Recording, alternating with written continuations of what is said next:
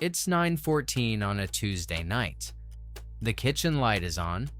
There's a plate you haven't washed and a conversation you didn't want to have. You've said the thing that's been sitting in your chest for 3 days. Carefully, you rehearsed it. And they look at you, genuinely puzzled, and say 4 words. I never said that. Not angry, not defensive, puzzled. Here's what you don't know yet. Over the next 20 minutes, something is going to be taken from you. And it isn't the argument.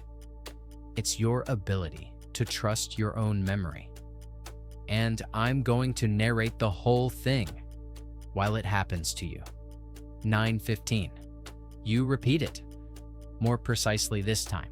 The day, the room, the exact words.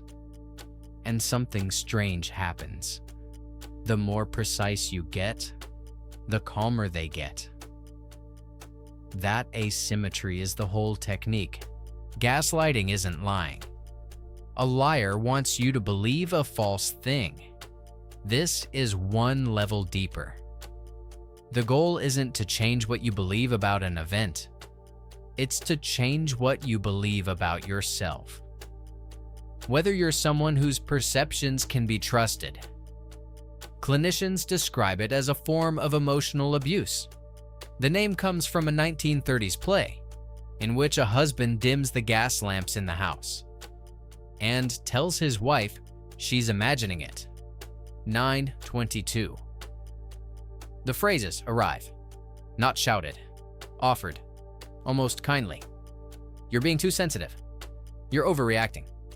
That's not how it happened. You're remembering it wrong. And the one that does the most work. Calm down. Because now the conversation isn't about what was said. It's about whether you're calm enough to be having it. The subject has been changed. To you. Clinicians call this shifting the target. From the claim to the claimant. And notice what you can't do about it. If you get louder, you've proved you're too emotional. If you go quiet, you've conceded. There is no version of you that wins this exchange. Not because you argued badly, because it was never an argument. 9:31. Now it turns. They look hurt. I can't believe you'd accuse me of that. After everything I do for you. And the room changes shape. You came in with a grievance.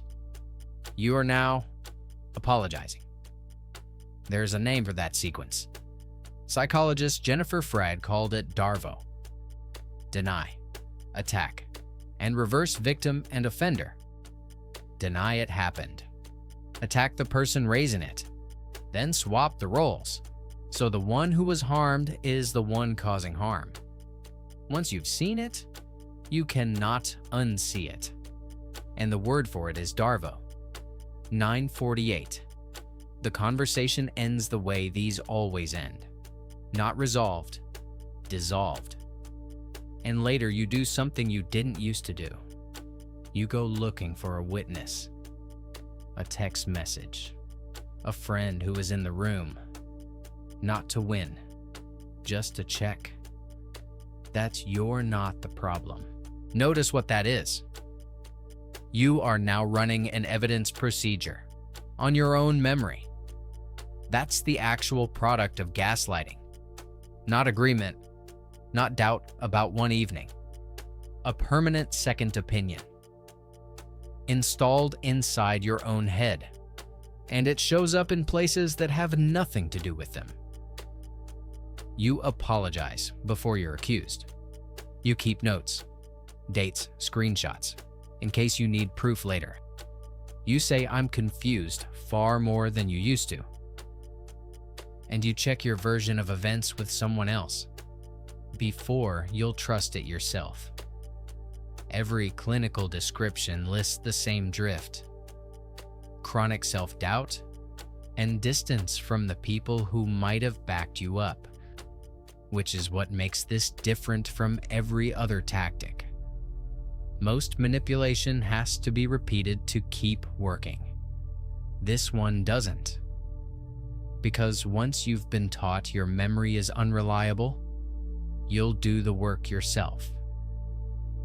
They don't have to say you're the unreliable one anymore. You will assume you are the unreliable one. You stop trusting yourself.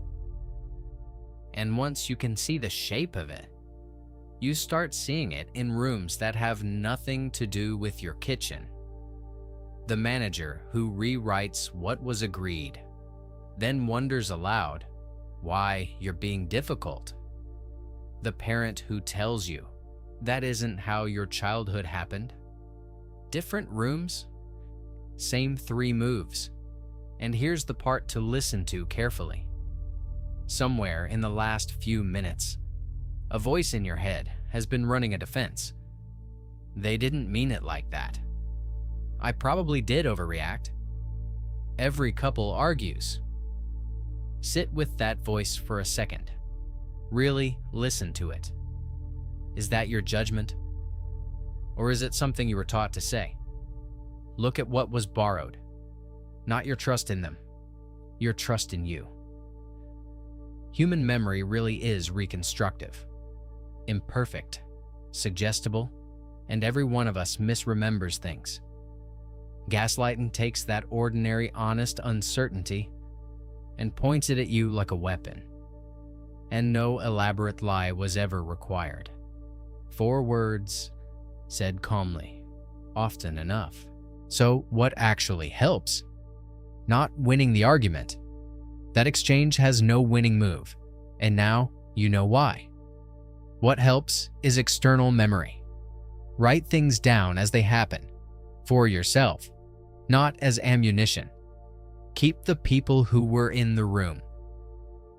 Isolation isn't a side effect of this pattern. It's a requirement of it. And ask one quiet question. Do I doubt my memory everywhere in my life? Or only around this one person? That answer is usually fast and very clarifying. So, did you recognize a phrase in there? Which one?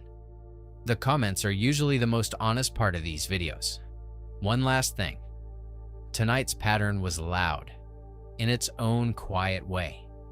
There were phrases you could catch. The next one has none of that.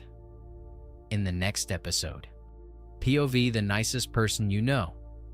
We sit across from someone who never raises their voice, never insults you, and is unfailingly kind in front of other people.